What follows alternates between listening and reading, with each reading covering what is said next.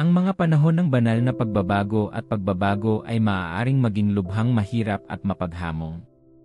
Kadalasan, ito ay dahil hindi mo napagtanto na ito ay gawa ng Diyos. Bilang isang Kristiyano sa espiritual na paglalakbay, ang mga plano ng Diyos ay madalas na nagbubukas sa mga hindi inaasahang paraan. Siya ang nag-orchestrate ng mga okasyon at pangyayari upang ilipat ka sa isang bagong landas na hindi mo inaasahan. Gaano man ito kahirap, ang mga landas na iyon ay kung saan ka nararapat, bahagi ang mga ito ng dakilang disenyo at layunin ng Diyos para sa iyong buhay. Ang paglilipat na ito ay madalas na minarkahan ng ilang mga palatandaan.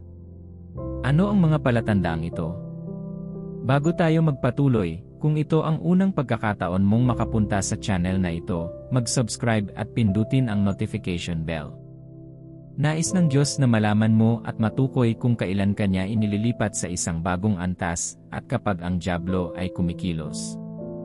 Ang pangunahing dahilan ay madaling maging komportable sa iyong kasalukuyang kalagayan, at kung hindi mo matukoy ang mga pahiwatig ng Diyos, nagiging mas madaling labanan ang pagbabago. Ngunit kapag alam mong ang Diyos ang gumagawa, nagiging madali ang pagsuko at pagkilos. Sumulong ka ng may kumpiyansa at pananabik tungkol sa kung ano ang inilaan ng Diyos para sa iyo. Sinasabi sa Isaias 43:19, narito, ako'y gumagawa ng isang bagong bagay. Ngayon ito'y bumubulusok, hindi mo ba nahahalata? Gumagawa ako ng daan sa ilang at mga batis sa ilang. Kaya paano mo makikita kung ano ang ginagawa ng Diyos? Paano ka nakakasigurado na ang iyong nararanasan ay galing talaga sa Diyos, hindi lang ikaw ang naghahabol sa iyong mga hangarin at emosyon? Narito ang 12 palatandaan na dapat abangan bilang patunay na inililipat ka ng Diyos. Numero 1. Isang malalim na pakiramdam ng pagkabalisa sa iyong kaluluwa. Kapag ang Diyos ay nagnanais na ilipat ka, hihikayatin niya ang iyong espiritu ng matinding pagkabalisa. Ang pakiramdam na ito ay hindi sinadya upang hindi ka nasisiyahan sa iyong mga kalagayan. Sa halip, nariyan ito upang pukawin ang gutom para sa isang bagay na mas malaki at mas kasiya siya. Sa gitna ng pagkabalisa na ito, makinig sa mga bulong ng Diyos, gagabayan ka nila tungo sa iyong banal na tungkulin. Ang pagkabalisa na ito ay maaaring magpakita bilang isang pakiramdam ng kawalang kasiyahan o pagkabalisa sa iyong kasalukuyang sitwasyon. Maaari mong makita ang iyong sarili na naghahangad para sa isang bagay na higit pa o naiiba sa iyong nalalaman. Kapag nangyari ito, huwag mag-entertain ng takot. Ang sitwasyon ay maaaring mukhang nakakabagabag at nakakalito, kaya naman mahalagang gawin ang pinakamahusay dito.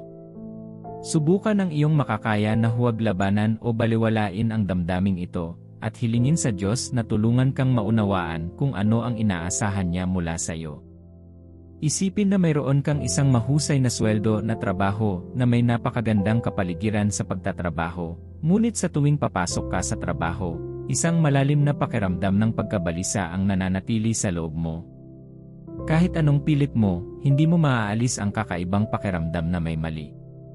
Kahit na ikaw ay gumaganap ng maayos at ginagawa ang lahat ayon sa nararapat, ikaw ay patuloy na nakakaramdam ng pagnanasa na huminto. Kahit na nakakatawa ito, isang araw, habang nagbabrowse sa internet, nakatagpo ka ng isang artikulo tungkol sa isang taong umalis sa kanyang trabaho upang ituloy ang kanyang hilig. Kumuha ka ng interes, nagpasya kang magbasa pa, at tuklasin kung paano siya nakipagsapalaran at, sa kanyang malaking sorpresa, nagbunga ito. Habang nagbabasa ka pa, nakakaramdam ka ng pagpukaw o pag-udyok sa iyong kaluluwa.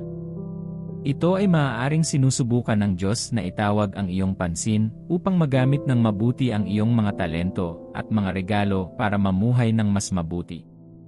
Bilang 2. Nakasaradong pinto. Ang panahon ng mga saradong pinto ay hindi isang yugto na gustong maranasan ng sinuman. Ito ay tulad na kapag lumiko ka sa kanan at kaliwa, tila walang paraan. Kahit na tila hindi kasya siya, hindi ito palaging masama. Minsan, kapag kailangan ng Diyos na baguhin ang iyong direksyon, isinasara niya ang ilang mga pintuan sa iyong buhay. Ginagawa niya ito para sa isang dahilan. Maaaring ito ay upang protektahan ka mula sa pinsala o gabayan ka sa isang mas mahusay na landas. Ang mga saradong pinto na ito ay maaaring naugnay sa iyong mga relasyon, karera, o mga layunin sa buhay. Maaari pa nga itong dumating sa anyo ng mga nawawalang pagkakataon, hindi nasagot na mga panalangin, o hindi inaasahang pagbabago. Ngunit kailangan mong malaman na, anuman ang sukat, mahalagang magtiwala sa plano ng Diyos para sa iyong buhay. Hindi mo masasabi, maaaring hayaan niyang magsara ang pinto para mabuksan niya ang isang mas mahusay para sa iyo. Kung hindi mo ito napagtanto, maaari kang matukso na piliting buksan ang pinto. Ito ay isang pagkakamali na hindi mo dapat gawin. Kung susubukan mong buksan ang isang pinto na isinara ng Diyos, mas marami kang pinsala kaysa sa kabutihan. Sa halip, gumugol ng mas maraming oras sa pagdarasal at hilingin sa Kanya na bigyan ka ng banal na karunungan at gabayan ka sa bagong pintuan na nais niyang buksan para sa iyo. Pagkatapos ay magtiwala sa Kanyang oras at isuko ang iyong mga hangarin sa Kanya. Maaaring hindi mo maintindihan kung bakit isinara niya ang isang partikular na pinto, ngunit maaari kang magtiwala na alam niya kung ano ang pinakamabuti para sa iyo. Isipin na dumalo ka sa isang panayam para sa iyong pangarap na trabaho. Pagkatapos ng lahat ng paghahanda at pag-ensayo, kumbinsido ka na nasa iyo ang lahat ng mga kasanayan at kwalifikasyon na hinahanap nila. Pagkatapos ng tila isang matagumpay na pakikipanayam, sasabihin sa iyo ng tagapanayam na nagpasya silang sumama sa ibang kandidato. Biglang dumating ang pagkabigo, at nasiraan ka ng loob na subukang muli, na pinagmumultuhan ng pag-isip na hindi magtagumpay. Ngunit kung naniniwala ka na may plano ang Diyos para sa iyo, bibigyan ka niya ng isang mas magandang trabaho na maaaring hindi mo naisip kung nakuha mo ang una. Magbabalik tanaw ka at pahahalagahan kung bakit pinahintulutan ng Diyos na mawala ang iyong pinapangarap na trabaho. Doon mo lang ma-appreciate ang Kanyang mga plano para sa iyong karera. Habang naglalaho ang mga pagkakataong hinahanap-hanap mo, huwag kang mawala ng pag-asa. Tingnan ito bilang paraan ng Diyos sa pagredirect sa iyo sa isang mas mabuting landas. Numero 3. Mga banal na koneksyon. Inilalagay ng Diyos ang mga banal na koneksyon sa lugar para sa bawat individual sa isang punto. Ito ang mga sandali kung kailan ka makakatagpo ng mga tao o mga bagay na tila nagkataon ngunit hindi. Inihanay ng Diyos ang mga tamang tao at kalagayan para tulungan ka sa iyong paglalakbay. Kung bibigyan mo ng pansin ang mga sandaling ito, hindi mo sila palalampasin. Huwag ipagwalang bahala ang mga ito bilang nagkataon lamang, maaaring mukhang hindi inaasahan ang mga koneksyong ito, mula sa mga random na pag-uusap hanggang sa mga pagkakataong pagpupulong. Kapag nangyari ito, bigyang pansin sila. Taglay nila ang banal na kahalagahan at maaaring ihayag ang mga susunod na hakbang na itinakda ng Diyos para sa iyo. Numero 4. All-round peace. Sa kabila ng mga kawalang katiyakan at hamon sa paligid mo, kung nais ng Diyos na baguhin ang iyong buhay, makakaranas ka ng hindi maipaliwanag na kapayapaan na higit sa pangunawa. Ang kapayapaang ito ay bunga ng banal na espiritu at isang tanda na ang Diyos ay kumikilos sa iyong buhay. Ito ay higit pa sa iyong kasalukuyang sitwasyon at nagmumula sa isang malalim na pagtitiwala sa katapatan ng Diyos, na kahit na hindi mo naiintindihan ang nangyayari, ikaw ay payapa. Kapag naranasan mo ang kapayapaang ito ay isang senyales na pinangungunahan ka ng Diyos sa isang bagong bagay na nakaugat sa pagkaunawa na ang Diyos ang may kontrol. Numero 5. Pagsira sa limitadong mindset. Ang pagkakaroon ng limitadong pag-iisip ay maaaring negatibong makaapekto sa iyong buhay bilang isang Kristiyano. Upang sumulong, ang gayong mga limitasyon ay kailangang magbigay daan. Maaaring kailanganin mong pumunta sa mga hindi pamilyar na teritoryo, galugarin ang mga bagong kasanayan, o makipagsapalaran na hindi mo naisip. Yakapin ang proseso ng paglago na ito, dahil ang plano ng Diyos para sa iyong buhay ay umaabot ng higit pa sa kung ano ang maiisip mo. Numero 6. Paghihiwalay sa mga nakakalason na relasyon at mga negatibong impluensya. Ang mga hindi malusog na relasyon at negatibong impluensya ay maaaring magkaroon ng masasamang epekto sa isang individual. Kapag nais ng Diyos na ilipat ka sa isang bagong antas, maaaring ihiwalay ka niya sa ilang mga kaibigan. Tandaan, sinasabi ng Biblia na ang liwanag at kadiliman ay walang pagkakatulad. Ang paghihiwalay na ito ay mahalaga dahil ang mga nakakalason na relasyon ay maaaring makapinsala sa iyo at mapalayo sa layunin ng Diyos. Siyempre, ito ay isang mahirap na proseso, ngunit ito ay kinakailangan para sa paglago at pagbabago. Dapat kang magtiwala na may plano ang Diyos para sa iyong buhay, at magbibigay din siya ng mga koneksyon na tutulong sa iyong espiritual na paglago.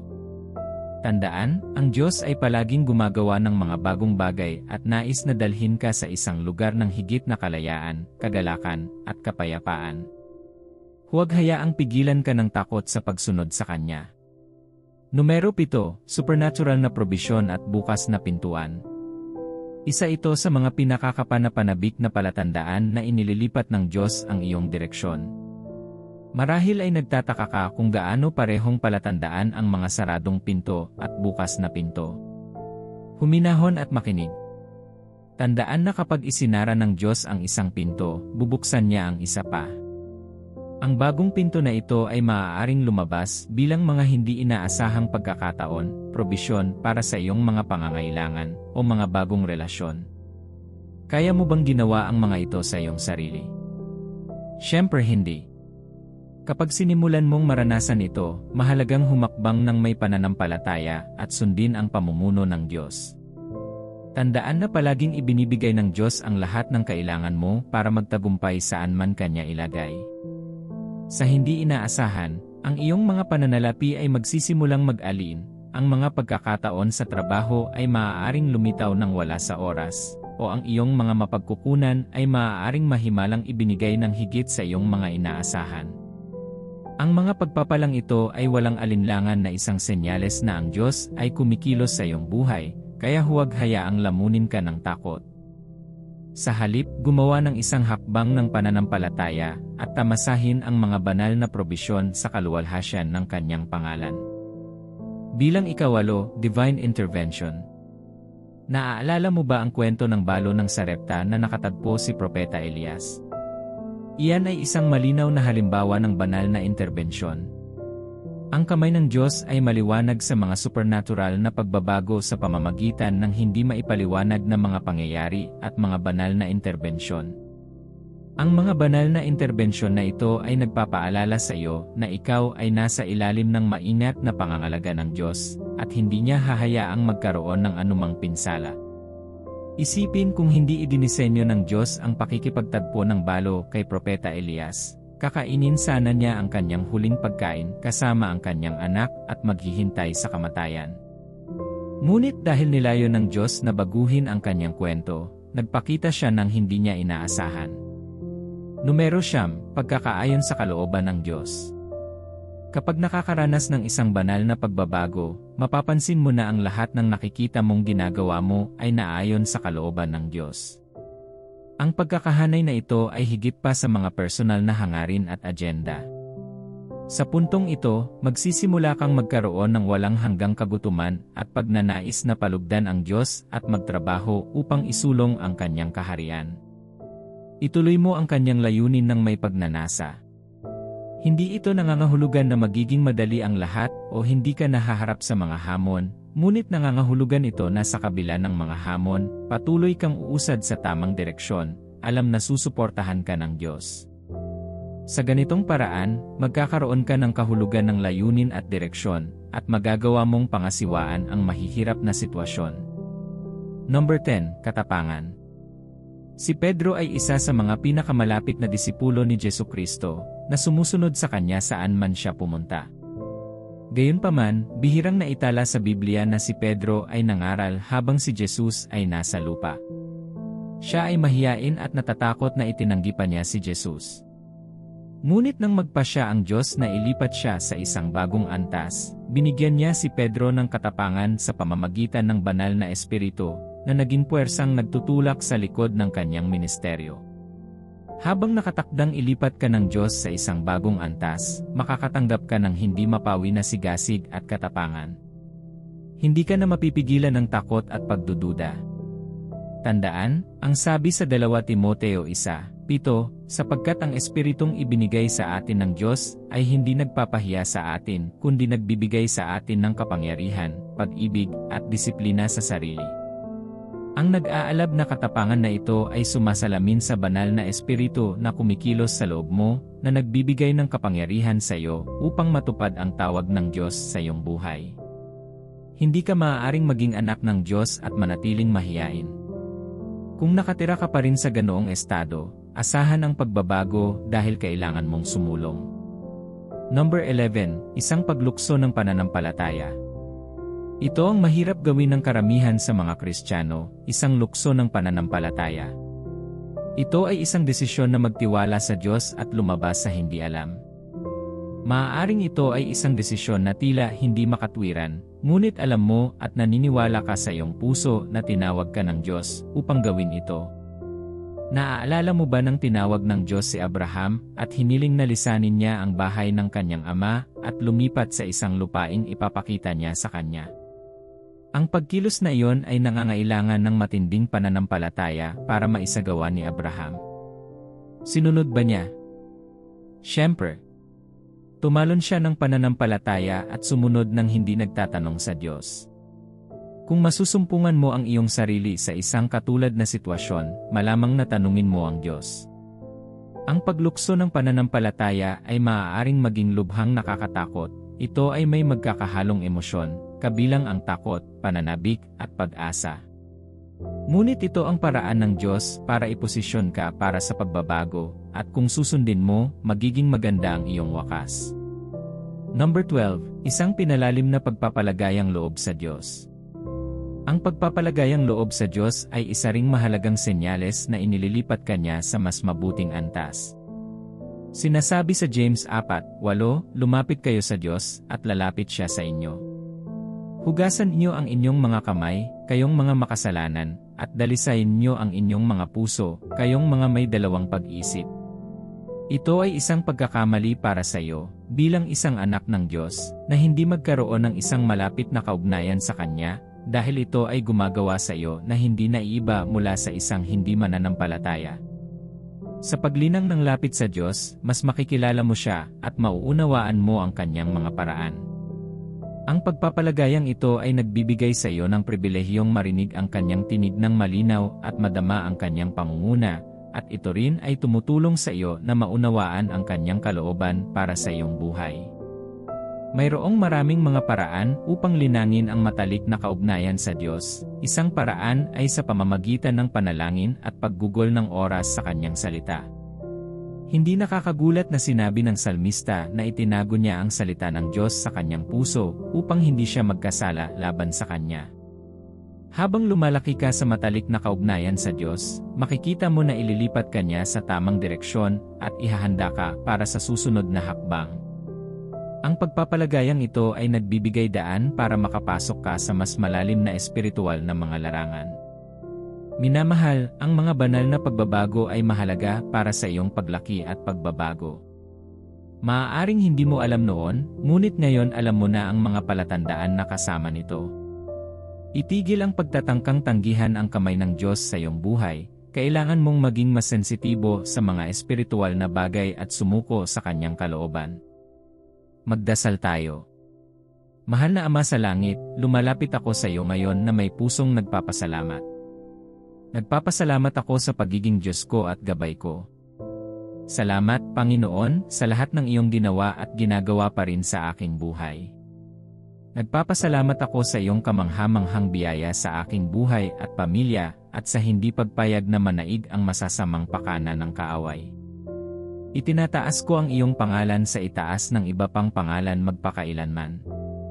Maawaing Ama, hinihiling ko na patawarin mo ang aking mga kasalanan at bigyan ako ng bago at malinis na puso upang mahalin at paglingkuran ka sa lahat ng mga araw ng aking buhay.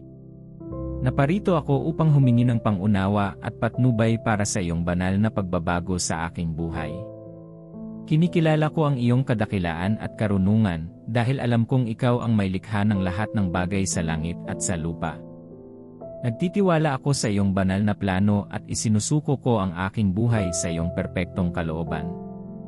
Nakikipag-usap ka sa iyong mga anak sa pamamagitan ng iba't ibang palatandaan at ginagabayan mo sila sa landas na iyong itinakda para sa kanila. Ama, bilang iyong pinakamamahal na anak, dalangin ko na buksan mo ang aking puso at isipan upang makita ang mga palatandaang ito, gaano man ito kaliit. Tulungan akong manatiling sensitibo sa iyong mga pahiwatig at laging kilalanin ang presensya mo sa aking buhay. Ipaalam sa akin ang iyong mga banal na interbensyon at banayad na mga siko. Hinahanap ko ang iyong banal na patnubay sa mga oras ng kawalan ng katiyakan, dahil alam kong nangako ka na gagabay sa aking mga hakbang at akayin ako sa iyong perpektong plano. Bigyan mo ako ng biyaya na makilala ang mga pintuan na iyong binuksan para sa akin at ang mga iyong isinara. Mangyaring huwag hayaang maalis ng takot at pag-aalinlangan ang aking pagtuon sa iyo. Idinadalangin ko ang lakas at tapang na humakbang ng may pananampalataya, nagtitiwala na ikaw ay kasama ko sa bawat hakbang ng daan. Tulungan mo akong matandaan na ikaw ang Diyos ng mga himala at walang imposible sa iyo. Habang naghihintay ako sa iyong patnubay, mangyaring punuin mo ako ng iyong kapayapaan at pasensya. Bigyan mo ako ng biyayang magtiyaga at maghintay sa iyong perpektong panahon. Mangyaring ihanay ang aking puso sa iyong kalooban at alisin ang anumang makasariling pagnanasa o ambisyon na maaaring makahadlang sa akin sa pagsunod sa iyo. Hugis ako sa isang sisidlan na handa at handa para sa iyong gamitin. Saan man ko matatagpuan ang aking sarili, gawin mo akong instrumento ng iyong pag-ibig at biyaya. Hayaang mahayag ang iyong salita sa aking buhay upang kapag nakita ito ng mga tao, maniwala sila na ikaw lamang ang Diyos. Higit sa lahat, aking Panginoon, hinihiling ko ang iyong patuloy na presensya at gabay sa aking buhay. Naway ang mga palatandaang ito na iyong ipinakita sa akin ngayon ay magpaalala sa akin ng iyong walang pagkukulang pag-ibig at katapatan. Naway tulungan nila akong maging mas sensitibo sa espiritu at bigyan ako ng kapangyarihan upang matupad ang aking kapalaran. Salamat, Panginoon, sa pagdinig ng aking mga panalangin. Amen. Kung nabiyayaan ka ng mensaheng ito, mangyaring mag-like, mag-iwan ng komento, mag-subscribe, at magbahagi.